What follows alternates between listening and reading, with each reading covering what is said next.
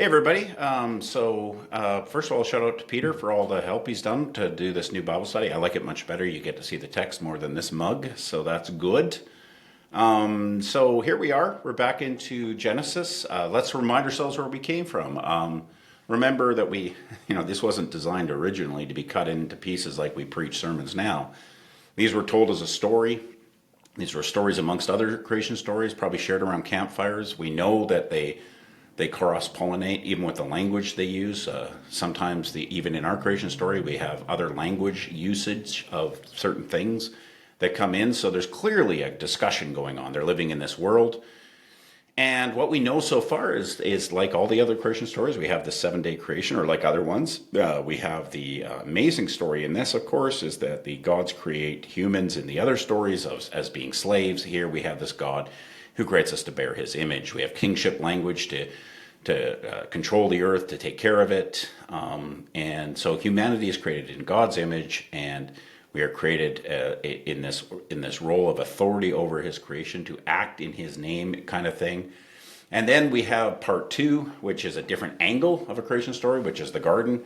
And it's like the language of sequel. And we've got humanity again being created, unlike at the end of creation. We have it right at the beginning in the garden story. So clearly this isn't the how, it's the why.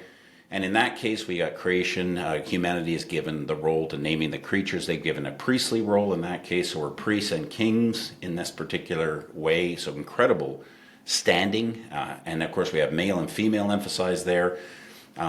And don't forget, in the first creation part, we have the fact that we start to actually kind of act like the creator, in the sense we get to create in the sense of humanity continuing in procreation. And in chapter 2, we have this played out.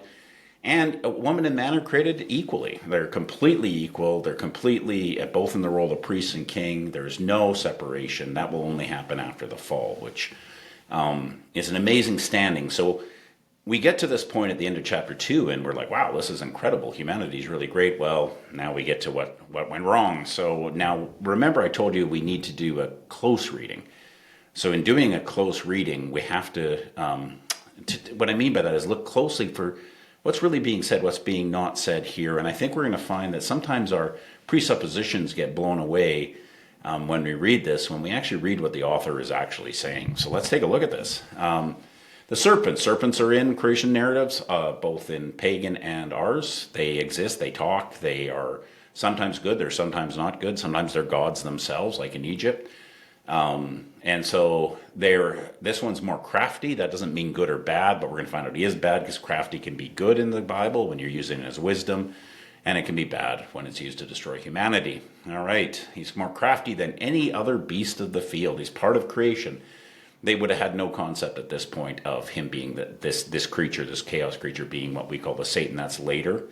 That's developed in the New Testament authors. So it's not that he isn't to the New Testament authors. They would not understand. He's just a creature in the creation story.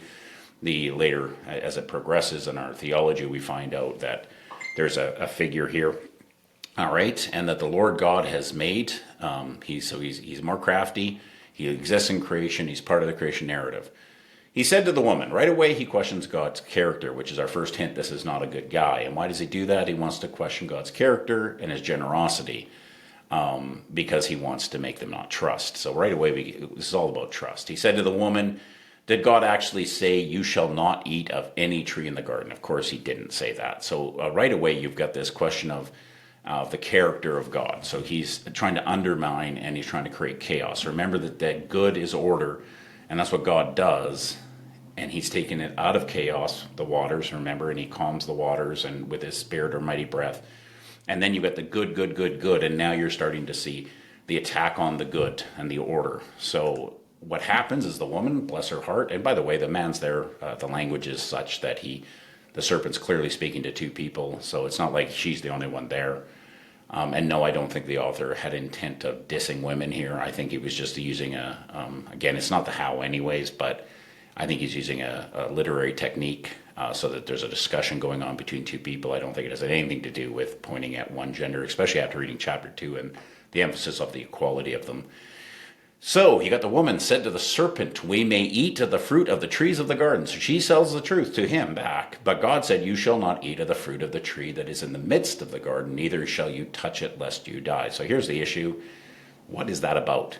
Why is this wisdom tree even there? And that's been a question. Now, some theologians, especially in the Catholic tradition, have emphasized that it was there for the possibility of temptation. It was never a good thing. But everything in the garden's good. So they also haven't eaten of the tree of life, and that's available too. So why is it there? Well, I think why it's there is because it is good, and God intends for them to eat it. It's just timing, and it's about autonomy, this story. We must remind ourselves that he's made them in God's image, but they aren't developed yet. They're just starting out their journey. And he's saying, don't eat of it yet. And I think you've got to liken it to a child. A child is not ready for all the information a parent gives. And yes, if you gave them the wrong information, or if they went and tried to get it out of themselves, they can do great damage to themselves. And that's what I think is going on, undoubtedly. The tree is good. He plans for them to eat from it, just not yet.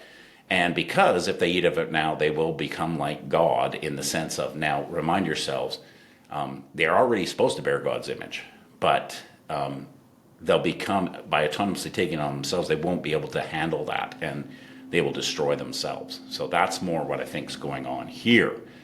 He also says, lest you die. This language he uses is immediate death, which is not what God actually says.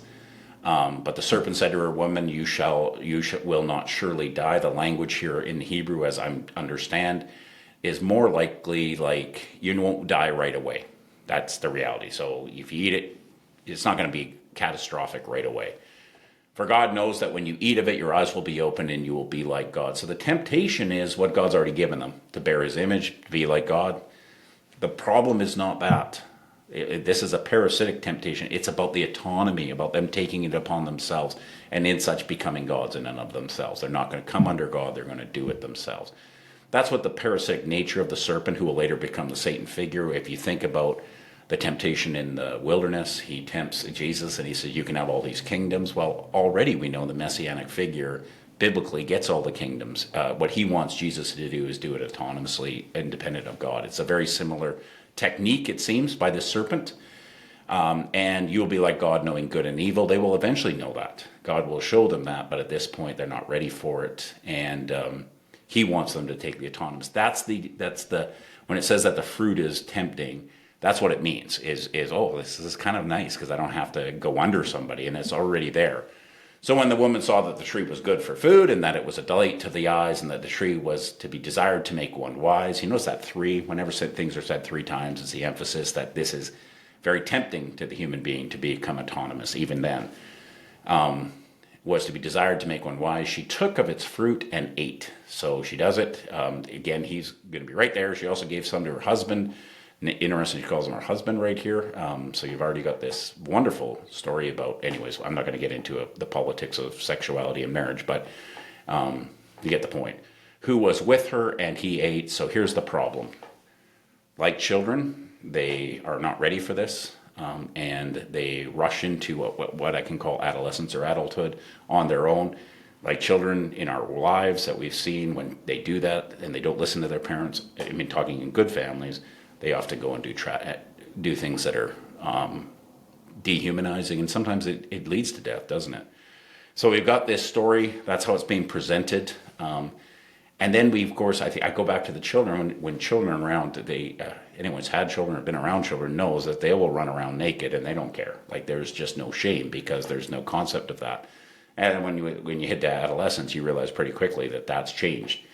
Well, we shouldn't be surprised that it's presented the same way here. It would have been the same thing in antiquity. So you've got this. Then the eyes of both were opened and they knew they were naked. So they went and they rushed into it. And they instead of the wisdom of God coming to them, they take it themselves and they recognize that they've grown up, and they not in a good way. And they sewed fig leaves together and made themselves loincloths. So they try and solve the problem themselves. We are going to see through the next 11 chapters, and I am going to preach it. I've had enough people say they want to do that, so let's keep doing it. But that's where we end up. So they try and solve the issue themselves. And as we see through those 11 chapters, every time we do that, it tends not to go well. All right, so what are our questions that we take out of a text like this? Okay, well, let's go first. The serpent starts by questioning the generosity of God and thus his character, trying to take away the goodness of God. How might the serpent do that today by lying to believers about the character of God? And I'm thinking about versions that we give off in the church of the lack of generosity of God, maybe religiosity. You can think of some different ways that you might have found that or experienced that. All right. The temptation is to be like God. How does this temptation destroy the plan of the Creator God who would have them bear his image? Why does them seeking the knowledge of good and evil in and of themselves lead to death? So why do you think that is? And you can think of people doing that in their own lives. All right. And finally, because they gave into this temptation, their eyes were opened and they realized they were naked, bringing shame. What might this story be saying? Does this say anything about us losing innocence when we go our own way, away from the way of the living God? All right, so I hope everyone had a great break, and I'm looking forward to getting back into it. Okay, have a great day.